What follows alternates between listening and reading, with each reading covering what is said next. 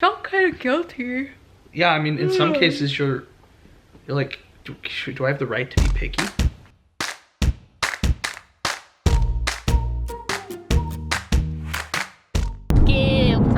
Good morning, everybody. Say good morning. Good morning. We are on our way to church this morning, which we haven't been in a couple of weeks. Mason's eating his donut. Sarah got me a grocery store donut. I did. So today we don't have really a full plate other than filling out our paperwork. We kind of don't have much to do except we're doing all the things. Yeah, so we're gonna go to the store and buy paper and ink because I'm sure we're gonna use all of it. And I lost my favorite pen, so I actually might buy my favorite pen while we're there. No, seriously, I might. Okay, sure. And then we're gonna fill it out for hours or for however long we need to fill it out for. And then get the ball rolling. And I think we actually have the funds depending on like how much the home study is. I think we can pay for it right now. Really? Yeah. I'm pretty sure we can, which is awesome. And at the time of this video, our shirt campaign has ended and we raised over $1,000. Thank you so much. We sold 71 shirts and had additional donations over, like, I'm blown away, you guys. That's amazing. Thank you so much, friends and family. We got probably 4 emails saying someone wants to buy a shirt, but your campaign is closed. So we just relaunched it last night. We have it open for another 21 days. So if you want a shirt, you can go get it now. So everybody who already ordered, your shirts are going to be sent within like 7 to 14 days from when it ended. So you could get them really soon. You might not. I'm not 100% sure. I think they said the 18th. Yeah, they'll arrive by the 18th. By the 18th. So. And so everybody who orders a shirt now, you're going to be in the next batch. But still the same shirt, still the same prices, still the same cause. We're going to make a baby. We're not making a baby. Well, we're gonna yeah. Someone's making a baby for us. Anyway, we're gonna go to church and we will check in later. We're going in for Meyer. Gotta go get ink and paper and my favorite pen. I forgot about that. So we're in Fred Meyer trying to buy ink, and it's almost the same price as buying a new printer, which includes ink. My parents' printer at their house is terrible. I feel like after everything that my mom has done for us, we're gonna get her a printer with ink because it's the same price as just ink. Yeah? Maybe. Let's see if it comes with ink. Okay. Favorite pen. What do we get? The printer. Oh, it's a big old box. The printer for the same price as just ink. So now we have a working printer and ink. A baby binder. So how did our Fred Meyer trip end? It was a very successful trip. Yeah, the printer that my parents had was not good. It doesn't connect to the internet. It always loses its connection. It's super hard to, like, some people who come over like can't even connect at all. And so I know it's something my mom wanted, and she's done like so much for us. So the least that we can do is get her a working printer to have in the house. Yeah. And we're gonna need it. We're gonna be using it like a lot today. Yeah, we're probably gonna use all the paper we just bought. We bought 500 sheets. I really hope that just in this application, or this consultant paperwork, that we don't spend 500 sheets. That's so much paper. But I did get my favorite pen. A lot of people said in the comments that they agree that that's their thing. I'll show you all my favorite pen. Actually, I took a video of me getting my favorite pen off the shelf. I love you. I love you. Hi. Hi. What you doing? Installing the ink cartridges. Our adoption printer. Our adoption printer. Pretty sure this is an adoption expense. This is a total man job. I'm actually being responsible and reading the instructions, and it has paid off. This is the first time ever in history that you have read directions. And I've caught it on camera.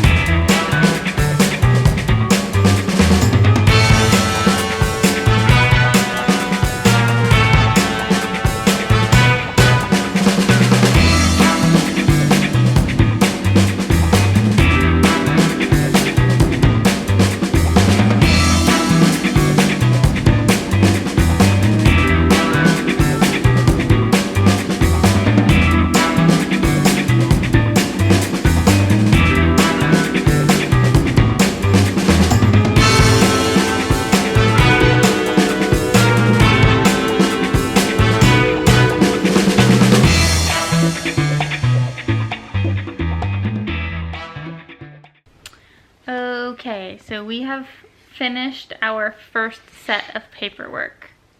Meaning... Kinda. Yeah. There's a lot. Well, it's mostly filled out. We still have to figure out the financial side of it. Or like, it asks us what our adoption budget is. We're not there. We're paying for it as we get it. Yeah. Sorry if I pass that yawn on to you guys. No, you're not. We've been doing it for years. I'm not. So yeah, this right here, back up. We've got lots of tabs for where we still have questions for our consultant, but this is step 1 of, this is just like the profile questionnaire. So this is how they're gonna build the profile. This is them getting to know us, and I'd show you it, but it has like all of our personal information on it. Yes. But in here is the 100 pages of information.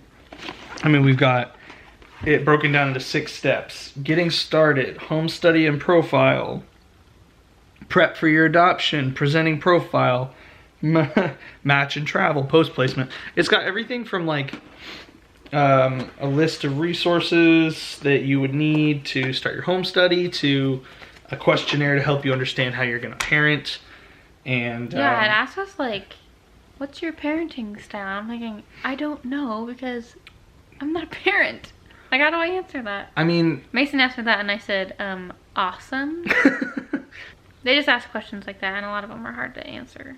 But nothing was as hard or as stressful or as convicting. I don't know. Yeah. It was tough. No matter how you slice it, it was tough to answer the questionnaire. We had, Sarah took a video of it. I'll put it here. But this long, giant page full of disorders. Yeah, just in like little tiny boxes that you had to check for like the baby, the birth mom, the birth father, and extended family. So it could say like... everything from depression to Tay-Sachs disease. Yeah. Like, would you be okay with it for the baby? Would you not be okay with it? Or would you consider it for baby, birth mom, dad, and extended family? Yeah. I felt kind of guilty. Yeah, I mean, in some cases you're like, do I have the right to be picky? Yeah. But at the same time, like, we don't have, one, the finances or the knowledge to take care of a child that could potentially have some of those medical issues. So we sorted through. But that part's done. It's done. I feel good about our answers. 5 years of addresses, descriptions of our spouse. Yeah. I did the husband section. Yeah. There's a lot. Oh, I'm sorry, guys. I am full of yawns. Holy moly. Really, really looking forward to the next step. We've been binge watching Phil and Alex, trying to go back to when they were going through this step in their adoption process. Theirs was a little different.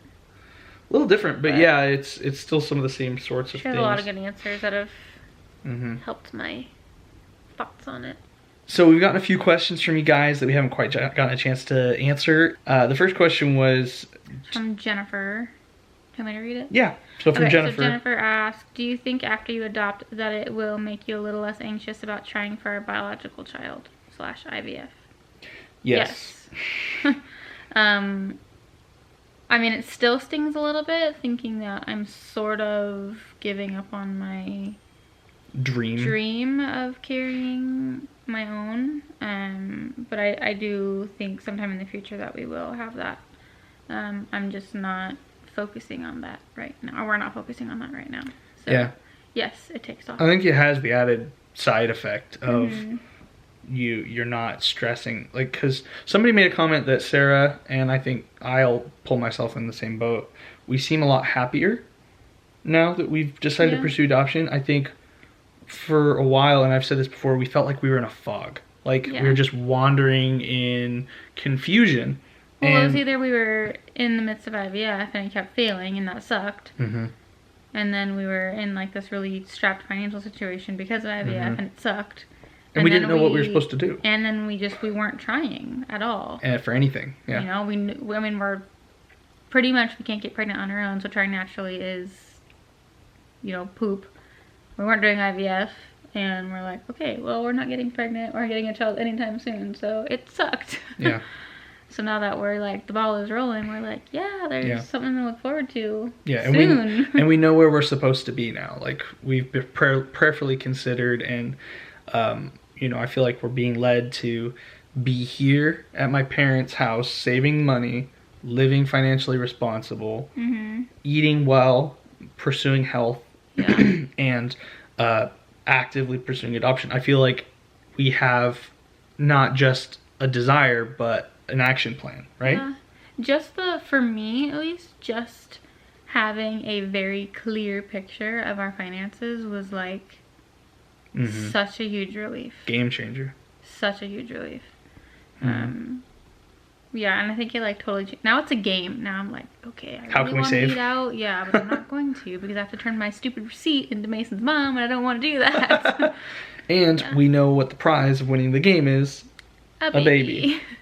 So we're doing all we can right now. We're learning all the ins and outs of the adoption process, home study, saving for that, and planning for that. The home study is the next big thing. Yeah. And when I think about it, I feel like it's like this giant block in the road, because it can take, you know, 3 to 6 months, and you have to do fingerprints, which apparently is what takes a long time. So I don't know. I feel like once we're past that point, it's like sailing. Sailing. But aside from the large fees, but and we totally feel peace that God is going to provide there. Yeah, and I'm not stressed out. I mean, we know that there's a lot we're going to have to do, and we're going to do everything we can to be good stewards of what God has given us. And but we really feel that it's just going to work out. It's just going to work out. Yeah. We know it. We believe it. Oh, someone asked if we're going to do an open or closed. We are choosing to do an open adoption, actually, because of Phil and Alex. I think it was Alex that said that they chose to do adoption because they don't ever want their kids to wonder or fantasize what their life would have been like, or what their mom's like. So I love that answer. So yeah, and we could do a whole video about just that, about comparing the two, and it'd be very interesting to hear the statistics, maybe. Maybe we'll talk to Phil and Alex a little bit about where they read some of that information. And the thing, too, that I've been comforted by, and I want to comfort you guys with, is that this is the starting point. Every case is different. So if you've heard a story about adoption, your story is going to be different. Like, 100%. Like, that's the only thing I can tell you with certainty, is it's going to be different. Yeah. And that's making me feel better, because our story is not going to be the same as Phil and Alex's. Ever. It's already different. It's never going to be the same. It's already different. And it's never going to be the same as yours, and yours is never going to be the same as ours. Everybody handles infertility in general differently. And God has the right baby at the right time for you and for us. Yep. And that's the only way that we can sleep at night, and that's the only way I have peace. Yeah. I mean, God is good, and He's got our backs. I don't know, I'm just super pumped. Yeah. We were talking about, like, what if adoptions fail, blah, blah, blah, blah. We're like, well, we've been saying right baby, right time, and if it fails, it's for a reason. There's a reason. So. That means that parent was supposed to parent. Yep. So. But that's how we're gonna end it. Yes. I'm gonna go to bed, so I gotta work early. And I'm gonna edit this vlog so that you guys can see it tomorrow. Yeah, you edit it tonight? Yeah. Thank you to Mason for staying up late. I'm just gonna have to teach you to edit. I would love to learn to edit. I just don't have the patience for it. We'll get One there. day. All right. Thank you guys so much for watching. We love you. Have a great day, and we'll see you guys in the next video. Bye, guys. See ya.